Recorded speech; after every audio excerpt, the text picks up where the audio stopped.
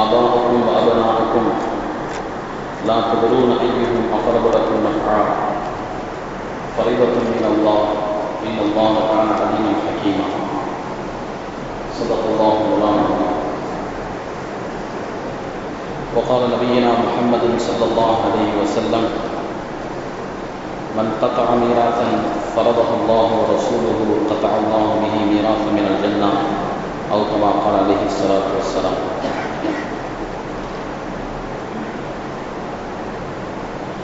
கண்ணியமான அல்லாஹ்வின் நல்லடியார்களே, பெரியோர்களே, சகோதரர்களே, அல்லாஹ் நம் அனைவருக்கும் தீனுடைய மேலான விளக்கத்தை தந்தருள்வானாக. தீனின் பிரகாரம் நம்முடைய வாழ்வின் கடைசி தருணம் வரை நிலைத்து நின்று அமல் செய்யக்கூடிய பாக்கியத்தை நசீபாக்குவானாக. அன்பான சகோதரர்களே,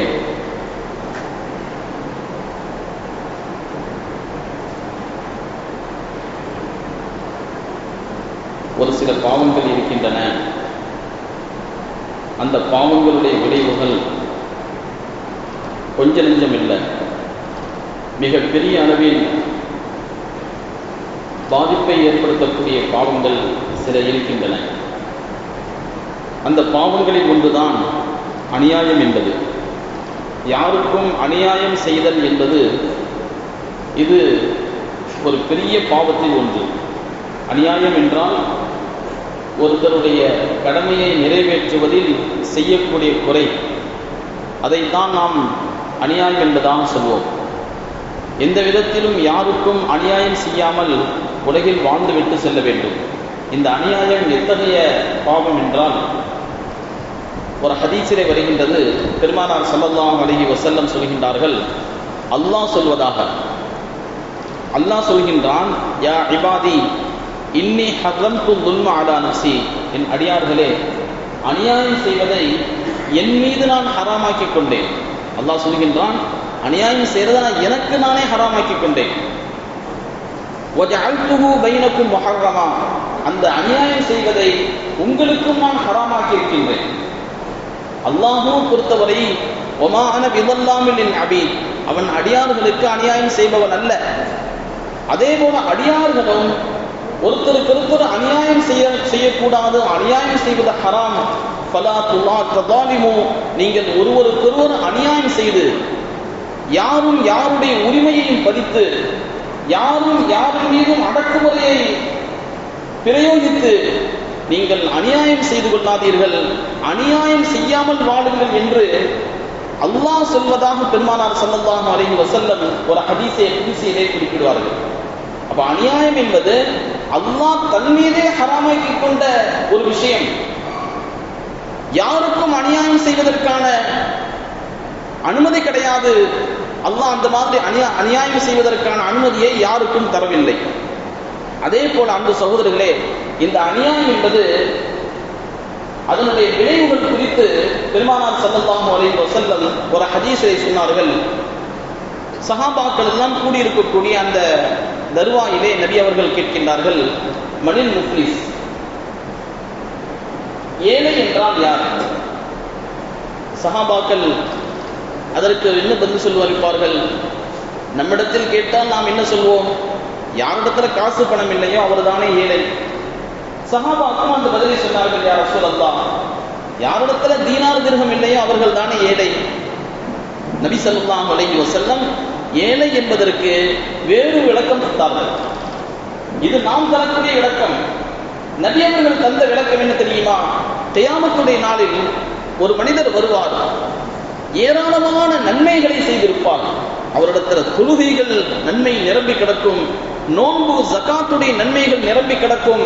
அப்படி நன்மைகளை மூட்டை மூட்டையாக கொண்டு வருவார். ஆனால் அதோடு சேர்த்து யாரையாவது ஒருத்தரை திட்டிருப்பார், யாரையாவது ஒருத்தரை ஏமாத்திருப்பார், யாரையாவது ஒருத்தரை அநியாயம் செய்திருப்பார், ஒருத்தரை அடித்திருப்பார். அப்ப இவரால் பாதிக்கப்பட்டவர்கள், இவரால் அநீதி இழைக்கப்பட்டவர்கள், இவர்களும் நாளைக்கு வந்து நிற்பாங்க. ஏன்னா அந்த நாளுக்கு பெயர் என்ன? நியாய தீர்ப்பு நாள். அந்த நாளில் யாரெல்லாம் அநியாயம் செய்தார்களோ அவர்களுடைய கணக்கு வழக்குகள் எல்லாம் முடிக்கப்படக்கூடிய நாள். எந்த கணக்கு வழக்கும் இங்கே இருக்காது. கணக்கு வழக்குகளை முடிக்காமல் நாம் அந்த இடத்தை விட்டு நகர முடியாது. அப்ப நன்மைகளை அதிகம் செய்தவர் நான் சொர்க்கத்துக்கு போறேன் என்று சந்தோஷமா வரும் பொழுது அவரால் அநீதிக்கப்பட்டவர்கள் வரிசை கட்டி நிற்பார்கள். இப்ப என்ன செய்வது? அவங்களுக்கு என்ன பதில் சொல்றது? அங்கே காசு பணம் இருந்தால் அதை கொடுத்து சமாளித்துக் கொள்ளலாம். அங்கே இருப்பது நன்மைகள் மட்டும்தான். யாரெல்லாம் இவரால் அநீதிக்கப்பட்டார்களோ, பாதிக்கப்பட்டார்களோ, அவருக்கெல்லாம் இவருடைய நன்மைகளை எடுத்து தரப்படும். இவருடைய என்ன நன்மை இருக்குதோ இந்த எல்லா நன்மையும் எடுத்து அவர்களுடைய கணக்கு வழக்கு முடிகிற அளவுக்கு நன்மைகளை தூக்கி தரப்படும். அந்த நன்மைகள் தந்து தந்து தந்து தந்து இருக்கிற நன்மைகள் எல்லாம் முடிந்து போய்விடும். ஆனா மக்கள் இன்னும் நிற்பாங்க. கணக்கு வழக்கு முடிக்காமல் இன்னும் வரிசை நீண்டு கொண்டிருக்கும். இப்போ என்ன செய்யப்படும் என்றால் அவர்களுடைய பாவங்களை எடுத்து இவருடைய கணக்கில் இவருடைய தலையில் கட்டப்படும். இப்படி அந்த கணக்கு வழக்கு முடித்து கடைசியில பார்த்தால் நன்மைகள் மூட்டைகளை தூக்கி கொண்டு வந்தவர் பாவங்களுடைய மூட்டைகளை கொண்டு வரக்கூடிய அளவிற்கு நிலைமை மாறிவிடும். ஆரம்பத்தில் எப்படி இருந்தால் அவர்தான் பெரிய நன்மைக்குரிய மனிதர் என்று சொல்லக்கூடிய நிலையில் இருந்தவர் இறுதியில் அவர்தான் மிகப்பெரிய பாவி என்று சொல்லக்கூடிய அளவிற்கு போய்விடுவார். இவர்தான் ஏழை என்று ரசூலுல்லாஹி ஸல்லல்லாஹு அலைஹி வஸல்லம் இப்படி ஒரு விளக்கம் தந்தார்கள். அன்பு சகோதரர்களே, பெரியவர்களே, இந்த அநியாயம் செய்யறதுனால, அக்கிரமம் செய்யறதுனால, ஒருத்தருடைய உரிமையை பறிக்கிறதுனால இது எத்தகைய பாவம் என்றால் நாம் செய்திருக்கக்கூடிய நன்மைகளை கூட பிடிக்கிட்டு போயிடும். நன்மைகளை எல்லாம் இழுத்து கொண்டு போய்விடும். அப்படிப்பட்ட ஒரு பாவம் தான் இந்த அநியாயம் என்பது. அப்ப இந்த அநியாயம் என்பதை யாருக்கும் செய்யக்கூடாது. ஒரு சில நேரங்களில் நாம் சில விஷயத்தை அநியாயம் என்பதாகவே நினைப்பதில்லை. இதெல்லாம் அநியாயம் என்பது போல கடந்து போய்விடுகின்றோம். ஆனால் அது பெரிய பாதிப்பை ஏற்படுத்தக்கூடிய விஷயங்களாக இருக்கின்றன. அதுல ஒண்ணு என்னவென்றால் குடும்பத்துக்கு மத்தியில் அநியாயம் செய்வது. தாய் தந்தையர்களுக்கு அநியாயம் செய்வது என்பது ஒரு பெரிய அளவில் இன்னைக்கு நடந்து கொண்டிருக்கின்றது. அதே போல தாய் தந்தையர்கள் பிள்ளைகளுக்கு அநியாயம் செய்வது, இதையும் நம்ம கண்டு காணாம போயிட முடியாது. இன்னைக்கு அந்த மாதிரி அநியாயங்களும் குடும்பத்தில் நடைபெறுகின்றன. ஒரு தாய் தந்தைக்கு பிறந்த பிள்ளைகள் அந்த பிள்ளைகளை சமமாக பார்க்கப்படுவதில்லை. அந்த பிள்ளைகளுக்கு மத்தியில ஏற்றத்தாழ்வு பார்க்கப்படுகின்றது. சில பிள்ளை எனக்கு விருப்பம் என்பதனால இன்னொரு பிள்ளையை ஒதுக்கி வைக்கிறது, ஆம்பளை பிள்ளைய ஒதுக்கி வைத்து பொம்பளை பிள்ளையை சேர்த்துக் கொள்வது, பொம்பளை பிள்ளையை நெருக்கி வைத்து ஆம்பளை பிள்ளை விலக்கி வைப்பது, இப்படி பிள்ளைகளுக்கு மத்தியில் நடக்கக்கூடிய அந்த விஷயத்தையும் பெருமானார் ஸல்லல்லாஹு அலைஹி வஸல்லம் அநியாயம் என்றார்கள். அவர்களுக்கு மத்தியில கூட நீதத்தை கடைபிடிக்க சொன்னது மார்க்கம். உங்க பிள்ளைங்க தான், இந்த பிள்ளைகளுக்கு மத்தியிலும் நீதமாக நடக்க வேண்டும். பிரியம் ஒரு சிலர் மேல அதிகமாக இருக்கலாம், குறைவாக இருக்கலாம். ஆனால் செயல்பாடு என்று வரும் பொழுது நீதத்தை கடைபிடிக்க வேண்டும். அநியாயம் அதில் நடத்தக்கூடாது. ஹஜ்ரத் நுஅமான் இப்னு பஷீர் ரலியல்லாஹு அன்ஹு அவங்களுடைய வாப்பா பஷீர், ஹஜ்ரத் நுஅமான் சின்ன பிள்ளை. ஒரு தடவை அவங்க என்ன செய்யறாங்க, ரசூல் ஸல்லல்லாஹு அலைஹி வஸல்லம் அவங்கள்ட்ட வந்து, யா ரசூலல்லாஹ், என்னுடைய மகனுக்கு நுஅமானுக்கு நான் ஒரு அன்பளிப்பு கொடுத்திருக்கிறேன். அன்பளிப்பு என்றால் அடிமையை அவர் தந்திருக்கின்றார் அன்பளிப்பாக. அடிமை என்பது ஒரு பெரிய சொத்து, லட்சக்கணக்கான மதிப்பு கொண்ட ஒரு சொத்து. அதை நான் என்னுடைய மகனுக்கு அன்பளிப்பாக தந்துவிட்டேன் என்று பஷீர் ரலியல்லாஹு அன்ஹு அவர்கள் ரசூல் ஸல்லல்லாஹு அலைஹி வஸல்லம் அவங்கள்ட்ட சொல்றாங்க. நபி ஸல்லல்லாஹு அலைஹி வஸல்லம் இதெல்லாத்தையும் கேட்டுட்டு, பிள்ளைக்கு அன்பளிப்பு கொடுக்கிறது நல்ல விஷயம்தான், ஒரு பெரிய மதிப்பூட்டு மிக்க பொருளை தருவது நல்ல விஷயம்தான். ஆனால் ரசூல் ஸல்லல்லாஹு அலைஹி வஸல்லம் அடுத்து கேட்டாங்க, உங்களுக்கு வேற பிள்ளைங்க இருக்கிறாங்களா? இந்த ஒரு பிள்ளை மட்டும்தானா? நுஅமான் என்கிற இந்த ஒரு பிள்ளை மட்டும்தானா, அல்லது வேற பிள்ளைங்க இருக்கிறாங்களா? இல்ல யா ரசூலல்லாஹ், எனக்கு வேற வேற பிள்ளைங்களும் இருக்கிறாங்க. அப்ப அடுத்த ரசூல் ஸல்லல்லாஹு அலைஹி வஸல்லம் கேட்கிறாங்க, உங்க எல்லா பிள்ளைகளுக்கும் இந்த மாதிரி தான் அன்பளிப்பு கொடுத்துருக்கீங்களா? இந்த நுஅமானுக்கு கொடுத்தது மாதிரி தான் எல்லா பிள்ளைகளுக்கும் கொடுத்திருக்கின்றீர்களா? அப்ப அவர் சொன்னார், இல்லை யா ரசூலல்லாஹ், நான் இவருக்கு மட்டும்தான் கொடுத்தேன். அப்ப ரசூல் ஸல்லல்லாஹு அலைஹி வஸல்லம் சொன்னார்கள், இத்தகுல்லாஹ் வ அதிலு ஃபீ அவுலாதிக்கும், அல்லாஹ்வை பயந்துகொள், உங்களுடைய பிள்ளைகளுக்கு மத்தியில் நீங்கள் நீதத்தை கடைபிடிக்க வேண்டும். ஒரு பிள்ளைக்கு மட்டும் செஞ்சா அப்ப இன்னொரு பிள்ளை என்ன நினைக்கும்? வாய் திறந்து கேட்க முடியாது. தருவது தன்னுடைய தாய் தந்தை. வாய் திறந்து கேட்க முடியாத நிலையில் சில பிள்ளைகள் இருக்கலாம். ஆனால் கொடுக்கக்கூடிய நீங்கள் பிள்ளைகளுக்கு மத்தியில் சமமாக தர வேண்டும். இது அநியாயம். இன்னி லா அஷ்ஹது அலா ஜூரின், ஒரு அநியாயத்திற்கு நான் சாட்சியாளராக இருக்க மாட்டேன். அவர் ரசூல் ஸல்லல்லாஹு அலைஹி வஸல்லம் அவர்கிட்ட நான் கொடுத்த அன்பளிப்புக்கு நீங்கள் சாட்சியாக இருங்கள் என்று நபி அவர்களை சாட்சியாக்குவதற்காக வேண்டி வந்தார். நபி ஸல்லல்லாஹு அலைஹி வஸல்லம் இது எல்லாவற்றையும் விசாரித்து விட்டு ஒரு பிள்ளைக்கு மட்டும் கொடுத்தால் அது அநியாயம், அந்த அநியாயத்திற்கு நான் துணை போக முடியாது, நான் சாட்சியாளனாக முடியாது என்று நபி ஸல்லல்லாஹு அலைஹி வஸல்லம் அங்கே மறுத்து விடுகின்றார்கள். அன்பு சகோதரர்களே, பெரியவர்களே, இந்த மாதிரி பிள்ளைகளுக்கு மத்தியிலும் கூட எந்த விதமான அநியாயம் ஏற்படாமல் நீதத்தை கடைபிடிக்க வேண்டும் என்று மார்க்கம் நமக்கு சொல்லி தந்திருக்கின்றது. மனைவியர்கள் இருக்கிறாங்க, மனைவியர்களுக்கு மத்தியிலையும் நீதமாக நடக்க முடிந்தால்தான் மனைவியர்கள். நீதமாக நடக்க முடியவில்லை என்றால் பலதார மனம் மார்க்கத்தில் அனுமதி கிடையாது. பலதார மனத்திற்கான அனுமதி உங்களால் மனைவியர்களுக்கு மத்தியில் நீதத்தை கடைபிடிக்க முடியும் என்றால் தான், இல்லை என்றால் அனுமதி இல்லை. அதுபோல பிள்ளைகள், அந்த பிள்ளைகளுக்கு மத்தியிலும் சமமாக பார்க்கப்பட வேண்டுமே தவிர யாரையும் ஒதுக்கி வச்சு மேல தூக்கி வச்சு மற்றவங்களை இறக்கி இந்த மாதிரி செய்வதற்கு மார்க்கத்தில் அனுமதி இல்லை. அன்பு சகோதரர்களே, பெரியவர்களே, பல நேரங்களில் இது விஷயத்திலே கவனக்குறைவாக அல்லது விழிப்புணர்வு இல்லாததன் காரணமாக அல்லது இதெல்லாம் அநியாயம் என்ற ஒரு புரிவுணர்வு இல்லாததன் காரணமாக சகஜமாக நடந்து விடுகின்றது. சமீபத்தில் மதரசா வேலையாக ஒரு ஊருக்கு செல்ல வேண்டியது ஏற்பட்டது. அந்த ஊர்ல ஒரு பள்ளிவாசல்ல ஒருத்தரை பார்த்தோம். வீடு வாசல்கள் எல்லாம் இருக்கின்றன, நீங்க ஏன் பள்ளிவாசல்ல வந்து இருக்கிறீங்க என்று அவரிடத்தில் கேட்ட பொழுது அவர் கண்ணீர் வடித்து தன்னுடைய கதையை ஃபுல்லா சொல்லி காட்டினார். ஹஸ்ரத், எங்க அத்தா அம்மாவுக்கு பெரிய சொத்துக்கள் இருக்கின்றன, ஆனால் அந்த சொத்திலிருந்து நான் நீக்கப்பட்டிருக்கின்றேன்.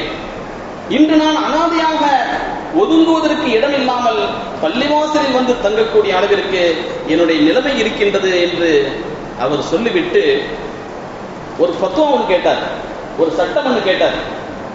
தாய் தந்தையர்கள் அநியாயம் செய்தால் அவர்களுக்கு நாம் நல்லது செய்ய வேண்டுமா?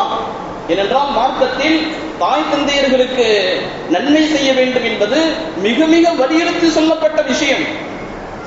எந்த விதத்திலும் தாய் தந்தையர்களுக்கு நோவினை ஏற்படக்கூடாது, அவர்களுடைய கடமைகளில் குறை வைக்கக்கூடாது என்று அதிகமாக வலியுறுத்தப்பட்ட ஒரு விஷயம்.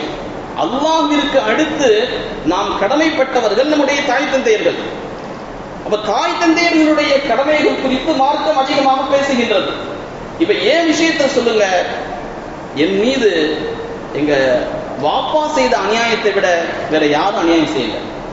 அவ்வளவு அநியாயம் செய்யப்பட்டு விட்டால் நான் ஒதுக்கப்பட்டு வாழ்ந்தேன், தள்ளி வைக்கப்பட்டேன், எனக்கு கொடுக்கப்பட வேண்டிய சொத்துக்கள் கூட கொடுக்கப்படவில்லை. இன்று நான் அனாதையாக பள்ளிவாசலில் வந்து கிடக்கின்றேன். இப்போதும் நான் அவர்களுக்கு நன்மை செய்ய வேண்டுமா? என்னுடைய வாப்பா அம்மாவை போய் பார்க்க வேண்டுமா? வாப்பா இறந்து விட்டார், உம்மாவை போய் பார்க்க வேண்டுமா என்று அவர் சட்டம் கேட்டார்.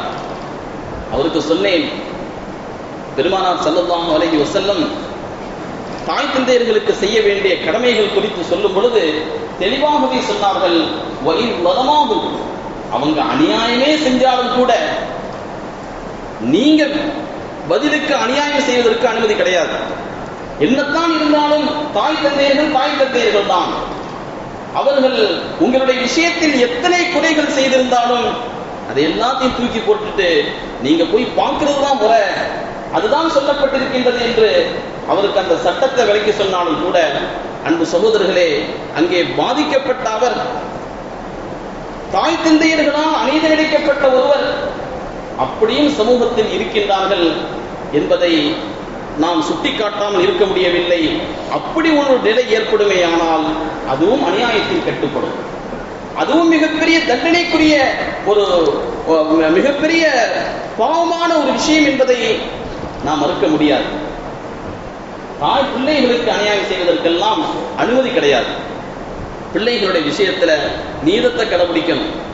அன்பளிப்பு கொடுக்குமா, எப்படி எல்லா பிள்ளைகளுக்கும் அன்பளிப்பு கொடுக்கின்றோமோ பிள்ளைகளுக்கும் மற்ற பிள்ளைகளுக்கும் எல்லா பிள்ளைகளுக்கும் அன்பளிப்பு கொடுக்கின்றோமா என்பதை யோசிக்கணும்.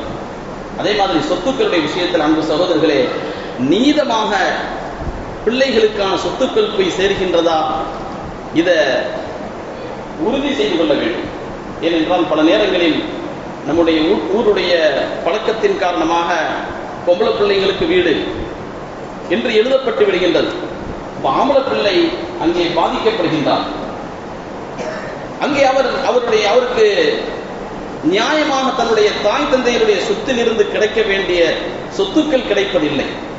சொத்துக்களுடைய விஷயத்துல யாருக்கு என்ன சேர வேண்டும் என்று எழுதி கொடுக்கக்கூடிய உரிமையை மார்க்கம் நமக்கு தரவில்லை. அது அல்லாஹ்வே முடிவு செய்து விட்டான் யாருக்கு என்ன சேர வேண்டும் என்ற அந்த சொத்துரிமை என்பது அல்லாஹ்வால் தீர்மானிக்கப்பட்ட விஷயம். அந்த தீர்மானிக்கப்பட்ட விஷயத்தின்படி அந்த சொத்துக்கள் எல்லாம் சரியாக பிரித்து கொடுக்கப்படுகின்றதா என்பதை உறுதி செய்து கொள்ள வேண்டும். யாரும் அங்கே பாதிக்கப்படக்கூடாது.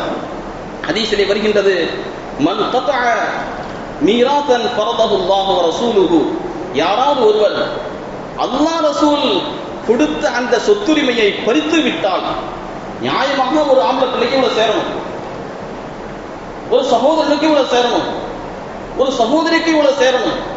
ஆனால் இவர் செய்த அந்த செயல்பாட்டின் காரணமாக கிடைக்க வேண்டிய சொத்துக்கள் கிடைக்காமல் போய்விட்டது, அதற்கு இவர் காரணமாகிவிட்டார் என்றால் ரசூல் ஸல்லல்லாஹு அலைஹி வஸல்லம் சொன்னாங்க, ததஅல்லாஹு பிஹி மீராத்த மினல் ஜன்னah, சொர்க்கத்திலிருந்து இவருக்கு கிடைக்க வேண்டிய பகுதியை அல்லாஹ் துண்டித்து விடுவான், இவருக்கு சொர்க்கம் கிடைக்காது. சொத்துக்களை பிரித்து கொடுக்கக்கூடிய விஷயத்துல குறைபாடுகள் செய்தால் சொர்க்கத்திலிருந்து தமக்கு கிடைக்க வேண்டிய அந்த பங்கை அல்லாஹு தஆலா துண்டித்து விடுவான் என்று ரசூல் ஸல்லல்லாஹு அலைஹி வஸல்லம் சொன்னாங்க. எனவே அன்பு சகோதரர்களே, பெரியவர்களே, சொத்துக்களுடைய விஷயத்துல அதிக கவனத்தோடு அந்த பிள்ளைகள், ஆம்பளை பிள்ளைகளாக இருக்கட்டும் பெண் பிள்ளைகளாக இருக்கட்டும், அவர்களுக்கு முறையாக மார்க்கத்தின் அடிப்படையில் என்ன சேர வேண்டுமோ அதை சேர வைக்க வேண்டுமே தவிர ஆம்பளை பிள்ளைய அப்படி தெருவில் விட்டு விடுவது, சொத்துக்களிலிருந்து எதுவும் கொடுக்காமல் விட்டு விடுவது, அல்லது பொம்பளை பிள்ளைகளுடைய விஷயத்தில் அந்த மாதிரி நடந்து கொள்வது, இதெல்லாம் ஒரு மிகப்பெரிய பாவமான விஷயம், அநியாயமான விஷயம். இந்த அநியாயத்திற்கு துணை போகக்கூடியவர்களாக நாம் இருக்கக்கூடாது என்பது இந்த ஹதீஸிலிருந்து விளங்க வருகின்றது. வல்ல அல்லாஹு தஆலா எல்லா விதமான அநியாயங்களை விட்டு பாதுகாப்பானாக. இதுபோல குடும்பத்துக்கு மத்தியில் நடக்கக்கூடிய அந்த அநியாயமான போக்குகள், இந்த போக்குகளை விட்டு நாம் நம்முடைய சொந்த வாழ்க்கையை காப்பாற்றிக் கொள்ள வேண்டும். மார்க்க உலமாக்களிடத்திலே முறையாக சென்று என்னுடைய சொத்துக்கள் இவை, ஆம்பளை பிள்ளைக்கு என்ன சேரும் பொம்பளை பிள்ளைக்கு என்ன சேரும் என்று மார்க்கம் வரையறுத்திருக்கக்கூடிய அந்த சட்டத்தின் அடிப்படையில் சொத்துக்கள் பிரிக்கப்பட வேண்டுமே தவிர ஊருடைய பழக்கம், அந்த பழக்கம், இந்த பழக்கம் என்ற அடிப்படையில் யாரும் பாதிக்கப்படக்கூடிய நிலை ஏற்பட்டு விடுமையானால் அது நம்முடைய நன்மைகளை கொண்டு போய்விடும் என்பதை நாம் கூடுதல் கவனத்தோடு அணுக வேண்டும். அல்லாஹு தஆலா அந்த மாதிரி ஒரு விழிப்புணர்வை நமக்கு மத்தியில் ஏற்படுத்தி தருவானாக.